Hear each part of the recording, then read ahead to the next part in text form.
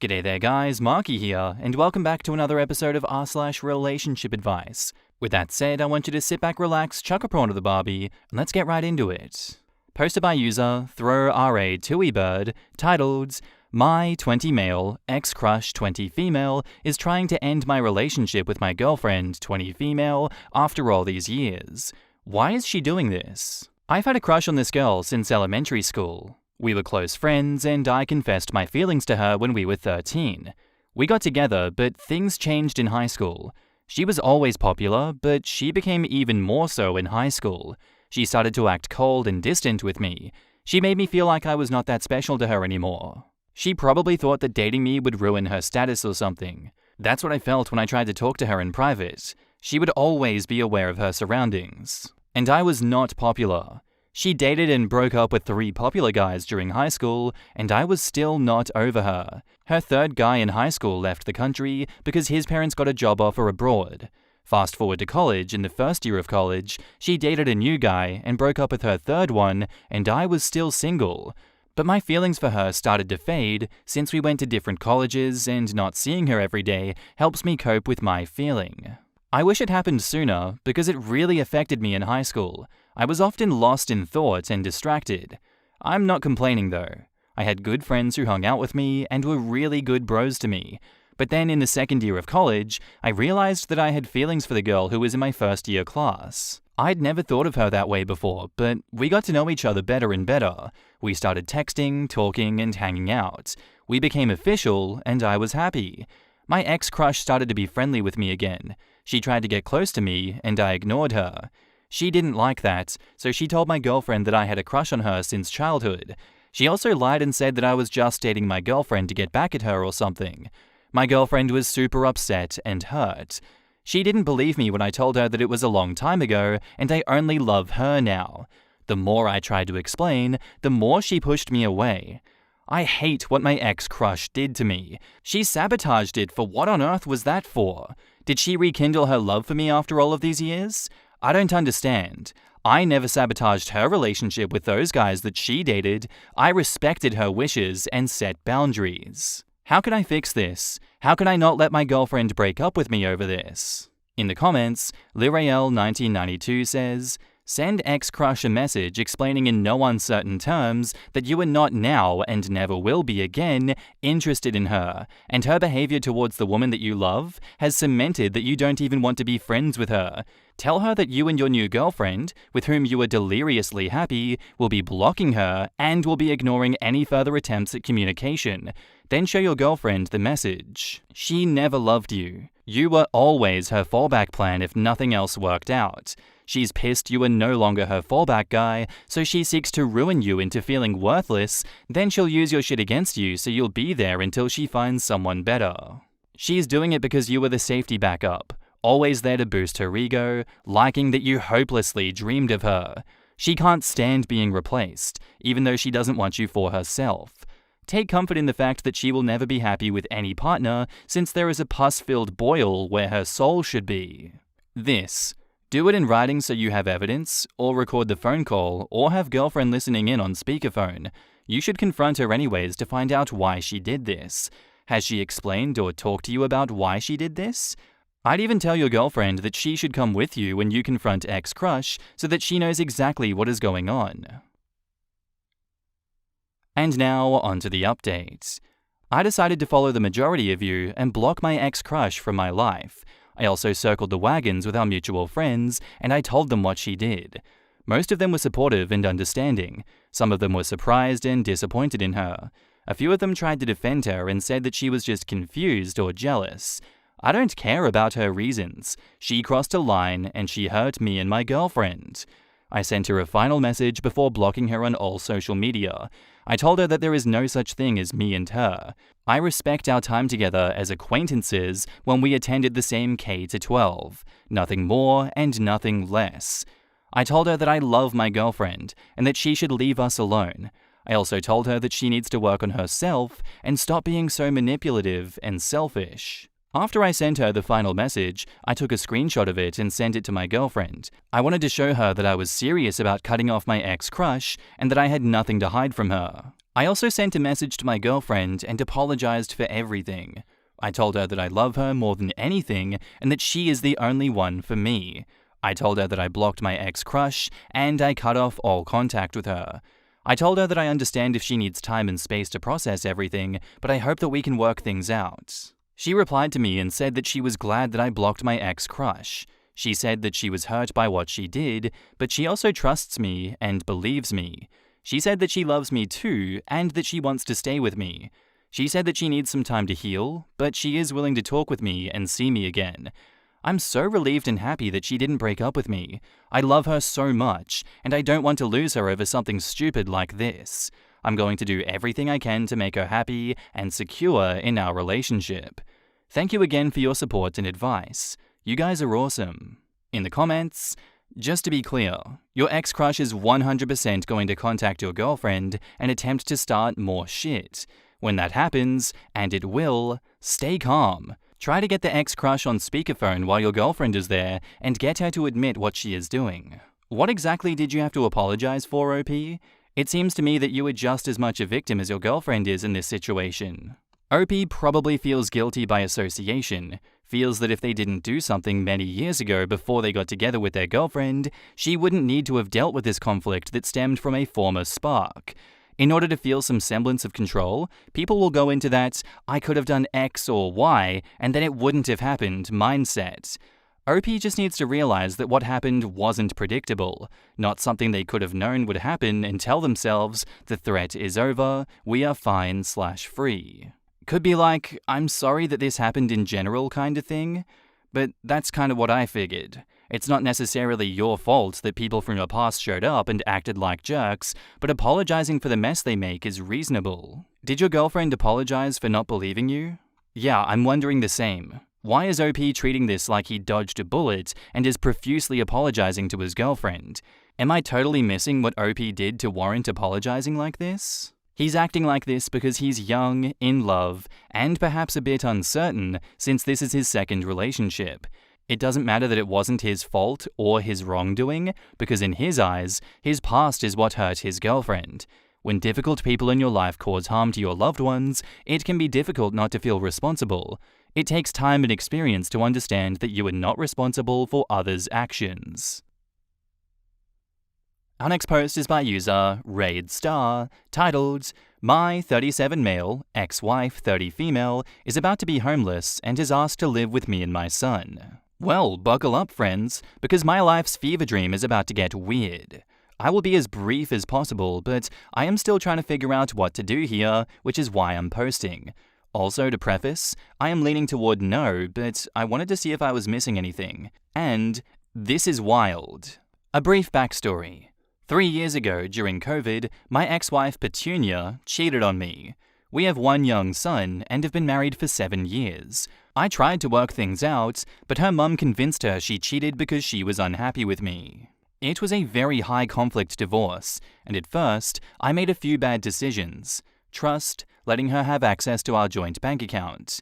I had a ton of false police allegations against me and CPS calls, so I put everything up to a camera. I walked with a body cam outdoors. I was utterly self-monitored to avoid allegations. A week after I put up the cameras, I caught her and her family breaking into my house. Legally speaking, she did not get arrested because we were still married, but it does look bad in court. However, I took my lawyer's advice and the custody my state gives fathers. Fortunately for me, she fell in love with someone in a European country and handed away most of the rights to my son.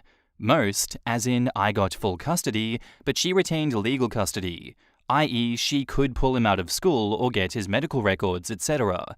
My lawyer said this protected me if we went back to court because she would probably win that before, and I would look bad. 1 year later, she is getting divorced a second time and moving in with our mutual friend. The divorce happened about a month ago, and during this time, she has not attempted to visit my son. Side note here, my lawyer advised me to play it cool, don't antagonize, don't withhold our son. Also, he told me to buy a house. I'm in a position to now, and set down roots to make it harder to take him away from me. Again, our divorce was a high conflict, and I was terrified she would try and take him from me. I am more than willing to allow her to see her son, and I want to do the right thing and let my son grow up happy. Honestly, that's all I care about. Her history says she is highly volatile, and I am concerned. The current problem, and here is where I need advice. I don't want to bury the lead here, so the crux is that she wants to move in for a few weeks until her YouTube career takes off. I am not insane, so I do not have any confidence in said career. I also question her mental health, for reasons listed below. Reddit, what do? Hey, whoa, you're saying I'm mentally ill for pursuing a YouTube career? Okay, buddy. Our mutual friends, a couple with 3 children, grew tired of Petunia, and for a good reason. They assumed that she would do the usual thing, get a job and get back up on her feet. They also work very hard and sometimes struggle to get by, so working 10 hours a day to come home to someone doing absolutely nothing is very discouraging. They gave her a deadline to get out, or they would involve legal matters. That deadline is in a few days, so Petunia has decided to call me and ask if she could live with me for a few weeks. Petunia joined some New Age religion. There is a lot of detail to share here, but I want to leave the tangent manageable. Instead, I will link you over to the Delirious Society. She denies it by name, but line by line, that's what she believes in. I am religious, so I'm careful not to make fun of other religions. It would not be sincere of me to do so. But it started with a tarot reading, which led to going into TikTok, and she believes that she is a starseed and an ancient alien who came to spread light to the world. It seems like a mix of paganism, Buddhism, and other spiritual things mashed into one. I'm trying not to rant about reincarnations and talking with aliens here, so I've deleted many paragraphs of the issues that I take with it. She thinks she is a chosen being, risen above the masses. And of course, that plays strongly into the ego. Everyone internally wants to feel like they are unique, and believing you are of some royal bloodline feeds into that. Right now, I am legitimately suspecting mental illness. Our mutual friends tell me that they don't recognize her anymore, and that she is being secretive and not letting them know what's happening. I am a single dad with 100% custody and 0 support from the other parent. My dating life is also not looking up, but I have a promising career and we get by. I am incredibly fortunate in a lot of ways. I've been getting a ton of therapy for my codependent behaviors, and I don't need this. She tells me she will be homeless if I don't take her in. She is not speaking with her immediate family because she moved to another country. If I let her in though, it will seriously affect my mental health. What the heck do? I am leaning towards calling her bluff and letting her figure it out, though it appears she will never get a job. Would the courts hate that? I'm very uncomfortable with this position. My position in this situation is that letting her in would be probably the worst thing that you could ever do in this situation. It seems to me like that would be forgiving all of the past transgressions, enabling her insanity, and just allowing her to hurt your son further, destroying your chances of you maintaining custody in the court's view. As much as it hurts to see a situation like this arise, OP, I think it's in everyone's best interests that she stays out and does her own thing, and you do not let her anywhere near your house in that capacity. In the comments, Tuna Fart says, "You would be an absolute fool to let her live with you. It will also harm your son. Do not make that mistake." Also, YouTube careers never take off for the vast majority of humans. Right? She's talking about a couple of weeks. It's lucky to happen after a few years of consistent work. I wouldn't let her live with you. You said there were CPS calls and police allegations. Something happened with a joint bank account. Had to film your entire life for your safety. Hell no, this is not a good idea. Honestly, I'd call your lawyer and advise him or her on what she's trying to do, that you don't want to do it, and see what he or she says to make that a clear no. Get ahead of any threats now. OP, your lawyer can give you the best idea of how your judge would react if she took you back to court for custody, but I'm fairly confident this won't do anything but help you. You are protecting your son by providing a safe and stable environment. You said she hasn't tried to see him since moving back from Europe. Letting her move in risks harming your son. I would be shocked if a judge thought your no was a bad thing. Fairly certain no job and no housing would be a clear indicator that she can't provide for her son to the court also. Beyond that, OP should keep records of any texts from the mutual friends stating that they don't recognize her anymore, and any concerns that they may have shared about her. To identify a mental health issue, somebody has to notice the behavior first. The fact that multiple people are now noticing it will help him. It's sad, truly, but OP is trying to take care of his son, and that means being cautious regarding who is around and what they are sharing with him. And now, onto the update. I officially declined. I feel lighter. Like, wow, that's a ton of responsibility I don't have to have. I know a lot of you were like, wow, why would you even consider this? You're insane. Yes, I am a recovering codependent, and I have a very difficult time setting boundaries and saying no. I feel strange even saying no, but also I feel much better. Mad with power, even. Anyway, she did not respond, but she did leave me on red. Thanks for the energy, guys. I appreciate you all. In the comments, Seabree17 says, I'm probably stretching this, but does anyone else get Lori Vallow vibes from this? Not sure if someone else has said this or not. You are smart for not allowing this. Protect your son's well-being and safety at all costs. And OP replies, I've not even mentioned it, but I got the same feeling. Like, I triple-checked with her that she was non-violent, but she said everyone in them has light and darkness, and some people are light and dark. I was called to spread light, which is actually quite similar. Also, Lori had this thing up until the last second that God was going to step in and free her from captivity. Signs point towards peaceful behavior right now, but that could all change in the blink of an eye. The things she tried during my divorce was bafflingly illegal. Like, how do you think you're going to get away from that? You know, in chess, they give up their queen, and you look across the board thinking they have a trick up their sleeve, but they don't. That's how I felt the entire divorce. Our next post is by user Sloan Automatic, titled, Am I the asshole for crashing an 8-year-old's birthday? My sister has been very sick, and I was asked to take her twins, 8, to a birthday party at a park. I brought my daughter, 8, along when I delivered them. This has turned into a whole thing with my sister and her wife, and my mum. They think that it was rude. Not only for the terrible etiquette, but for my daughter because they are sure she had to have felt awkward, and the lesson it shows my daughter.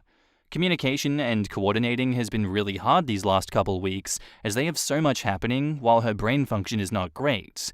So much patience. I did intentionally not ask my sister for the mum's cell to ask in advance, and we had only one present from our 3 kids.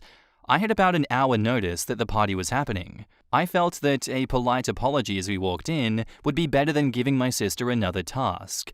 The thing is, if I have a kid party and an extra cousin shows up, I'm thrilled. I'm bursting with abundant joy on a day like that. I'm glad to help and would never judge a fellow parent who is doing their best. And my daughter was excited. We talked about it in advance. Her cousins were there. The host was really gracious too, and I did a couple of walkthroughs with a trash bag to be helpful. So let me have it. Am I the asshole? Is it an etiquette rule that needs to survive past 2023? I guess it's a bit of a grey area, but bringing people uninvited and not really mentioning it beforehand is a bit of a you're the asshole move, in my opinion. Though it's not the end of the world, if we just put it into this scenario, yeah, I think you did the wrong thing.